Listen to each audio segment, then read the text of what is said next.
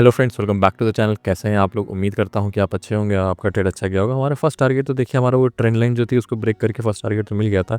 Second target में भी हमारा 50 पॉइंट तक का पूरा मिला था, बट जिसने 50 आपको कर लिया उसका अच्छा, बट जिसने ऊपर फुल टारगेट्स के लिए वेट किया होगा उसको शायद उतना टारगेट नहीं मिला, वहाँ बिल्कुल पास से होकर लौट आया। चलिए कोई नहीं, आइए ये वीडियो बहुत इंपॉर्टेंट होने वाली है, क्योंकि मैंने आपको लास्ट वीक ही बोला था कि जो बहुत तेज़ गिरावट आई थी हमारी लास्ट वीक, इस वीक में वो डॉजी कैंडल बनेगा, एक पॉज कैंडल बनेगी। मैं आपको स्क्रीन पे भी लगा दे रहा हूँ, आप देख लो। मैंने सिंपली यही प्रेडिक्ट किया था, इस वीक में एक पॉज कैंडल बनेगी। पिछले वीक में जो इतने तेज़ गिरावट थी तो लोगों को ऐसा लग रहा था, पिछले से पिछले वीक की बात कर रहा हूँ जब बड़ी रेड कैंडल बनी थी वीकली पे, तो मैं जब बोल रहा था तो लोगों को ऐसा लग रहा था कि अब बिल्कुल गिरता चला जाएगा, बट उतना नहीं गिर रहा है। पॉज कैंडल लिए, हाँ, एक और पॉज कैंडल बन सकती है।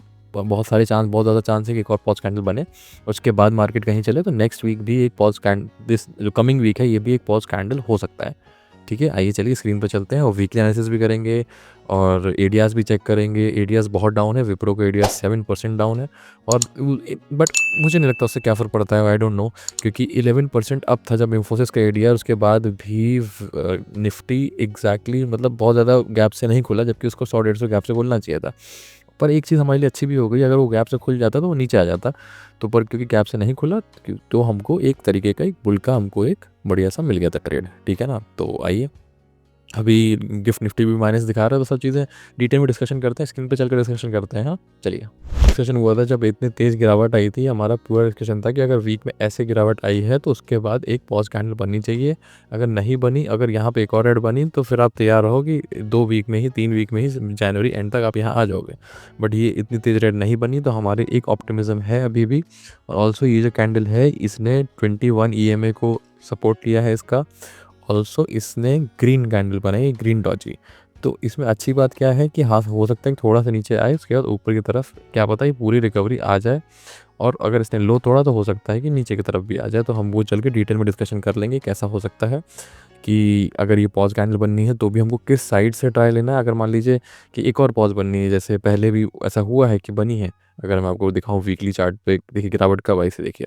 अब यहाँ देखिए, ये तेज़ गिरावट आई थी, इसके बाद 2 पॉज कैंडल बनी थी, उसके बाद फिर गिरावट आई थी। ठीक है ना, अब यहाँ पे देखिए ये गिरावट आई थी, इसके बाद एक ही पॉज कैंडल बनी, एक और गिरावट आ गई। ठीक है ना, अब ये देखिए ये गिरावट आई, फिर 2 पॉज कैंडल, ये 2 गिरावट है, 2 पॉज कैंडल।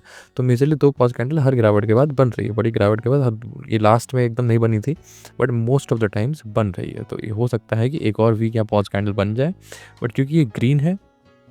अब यहाँ पे देखो, ये रेड रेड रेड थी ना, इसलिए देखो थोड़ा सा इस रेड के बाद ये रेड थोड़ा नीचे था।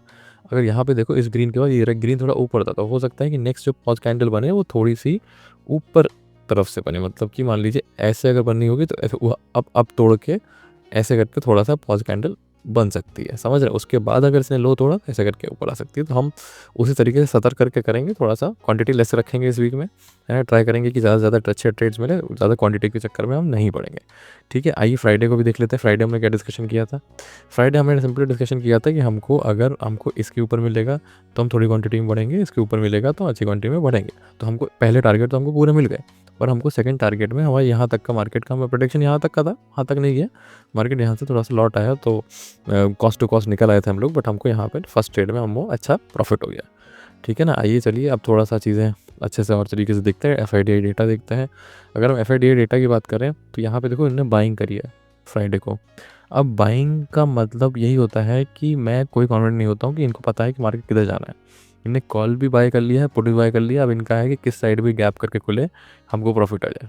जब इसमें देखा, इन्हें कॉल भी बाय किया है, इन्हें पुट भी बाय किया है। ऐसे में आदमी तब लेता है कि अगर 100 पॉइंट इधर खुल जाए तो भी मेरा प्रॉफिट, 100 पॉइंट इधर खुल जाए तो भी मेरा प्रॉफिट, क्योंकि विक्स बढ़ रहा है।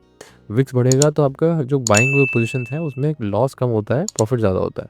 तो जब विक्स बढ़ रहा होता है, तो जब बढ़ गया होता है तब सेलर्स को प्रॉफिट होता है। बट अभी जो जनवरी मंथ है, इसमें most of the times buyers को ही प्रॉफिट होता है, क्योंकि आप अगर गलत डायरेक्शन में तो भी, क्योंकि विक्स बढ़ रहा है तो आपका इतना लॉस नहीं दिखाएगा, और अगर आप सही डायरेक्शन में है तो विक्स बढ़ रहा है तो आपको दुगने तरीके से प्रॉफिट होगा। ठीक है ना, तो ऐसा इसमें देखो, ये भी इनने दो तरफ बाइंग कर ली कि जिस साइड भी खुलेगा उस साइड ये प्रॉफिट काटेंगे। इसका मतलब ये भी श्योर नहीं है कि किस साइड मार्केट जाएगा। ये डॉजी कैंडल देख के ये भी थोड़ा सा उतना सा कॉन्फिडेंस नहीं है, जो लास्ट में गिरावट आई उसको देख के ये भी बहुत कॉन्फिडेंस नहीं है। अब यहाँ पे भी आप देखो, यहाँ पे भी इनने बाइंग पोजीशन है, फ्यूचर्स में भी बाइंग पोजीशन है, और हर जगह डेटा डेटा पॉजिटिव है। Most of the time data is positive, but यही है कि अब बाइंग पोजीशन है, इसलिए मैं उतना कॉन्फिडेंट नहीं हूँ। थोड़ी चीज़ और देख लेते हैं। अब देखो यहाँ पे क्या है, यहाँ पे 700 पे 25,800 पे एक बड़ा रेजिस्टेंस है। अगर 25,800 क्रॉस होता है तो आगे की तरफ जाएगा, बट जो कि क्रॉस होना थोड़ा मुश्किल रह रहा है आजकल, क्योंकि बड़ा गिरावट बहुत ज़्यादा आ रही है। बट चलिए देख लेते हैं, हम थ्योरेटिकली अभी देख लेते हैं, फिर देखेंगे चार्ट पे कैसे होगा। 25,800 पे अच्छा खासा रेजिस्टेंस है, 25,900 पे रेजिस्टेंस है और 26,000 पे रेजिस्टेंस है। सपोर्ट कहीं खास है नहीं, इवन 25,500 भी कुछ खास सपोर्ट नहीं दिख रहा। जो लास्ट में गिरावट आई थी उनके चक्कर में इनकी फट गई है। अब यहाँ पे भी आप देखो एडियास इतना तेज़ नीचे, देखो 7% एडिया नीचे। अब बात क्या है ना यार, कि एडिया 7% नीचे है तो अब क्या किया जाए इस चीज़ का, क्या करोगे बताओ? कुछ नहीं कर सकते ना, क्योंकि उस दिन 11% ऊपर था तो हम कुछ नहीं कर पाए। अब 7% नीचे है तो क्या करोगे इसका, देखते हैं क्या क्या कहना चाह रहा है, क्या चीज़ है क्या नहीं है, लेट्स सी। गिफ्ट निफ्टी देखोगे तो गिफ्ट निफ्टी 41 पॉइंट नीचे है। अगर एडियाज़ की बात करें तो और नीचे होना चाहिए था, बट क्योंकि एडियाज़ 11% पे भी बहुत ऊपर नहीं खोला था तो ये हम मंडे को ही सुबह देख पाएंगे। तो हम गिफ्ट निफ्टी के हिसाब से नहीं रहेंगे, हम सारे सिनेरियोज़ का एक बार डिस्कशन कर लेंगे। अब देखिए, हमको पता है कि अगली कैंडल डॉजी हो सकती है, तो आपको क्या करना है, आपको इस लाइन को, ट्रेंड लाइन को नीचे ले आना है ना, और इसको हटा देना है, इसको हटा देना है, इसको हटा देना है, ठीक है ना। अब आपका एक लाइन ये हो जाएगी, सॉरी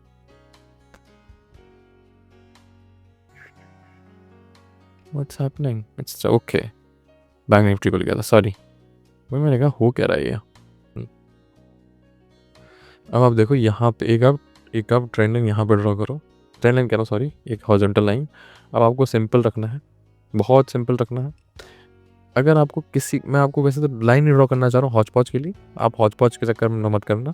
आपको अगर उस मंडे के दिन गैप डाउन खोले, क्योंकि अगर ये डॉजी बननी है तो गैप डाउन खोल के ये लाइन पे अगर टिक जाए 15 मिनट्स, ठीक है, तो आप कॉल की पोजीशन ले सकते हो। अगर खुलते ही नीचे आ जाए, जैसे मार्केट खुला, मान लो यहाँ पे खुला और इसने खुलते ही इस लाइन को क्रॉस कर दिया, तो आप पुट ले लेना। अगर खुलते इस लाइन को क्रॉस नहीं कर दिया, अगर ऐसे नीचे करके ऐसे करके इसने कुछ यहाँ पे डॉजी बना दी या यहाँ पर टिकता सा लग गया आपको, तो आप कॉल ले लेना।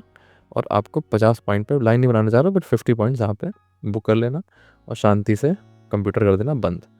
अगर कोई रिस्की ट्रेडर है वो यहाँ से पुट की पोजीशन ट्राई कर लेना। हालांकि हो सकता है कि उसका ऐसे हिट हो जाए फिर नीचे आए मार्केट, तो सबसे सेफ ट्रेड इसी लाइन पे है। इस लाइन पे अगर खुलते ही रेड बन जाए और नीचे आ जाए तो आपको पुट लेना है, और खुलते ही अगर ये नीचे नहीं आती है और ये टिक जाती है इसके ऊपर, तो एक कॉल की पोजीशन लीजिएगा, 50 पॉइंट आपको मिल जाएंगे। ठीक है, सिंपल रखिएगा, कोई टफ नहीं रखेंगे। जब डॉजी वाला वीक रहता है उसमें सिंपल रखते हैं और रिवर्स ट्रेड करने की कोशिश करते हैं। तो ये अगर हम मान के चल रहे डॉजी वाला है तो हम रिवर्स ट्रेड की ट्राई करते हैं, ठीक है। हालांकि अगर इसके नीचे निकला तो बहुत तेज से पुट में गिरावट आई, वो बात की बात है। फिलहाल हम इस लाइन पे देखेंगे कि अगर हमको इसके नीचे तुरंत निकलता हुआ मिलता है तो हम पुट की पोजीशन लेंगे, और हमको इसके ऊपर चलता दिखता है तो हम कॉल की पोजीशन लेंगे। 15 मिनट्स ऊपर यहाँ पर टिकना चाहिए, 15 मिनट की कैंडल ऊपर ही क्लोज होनी चाहिए, तो आप कॉल की तरफ जा सकते हो, 50 पॉइंट मिलेंगे। ठीक है, थैंक यू वेरी मच।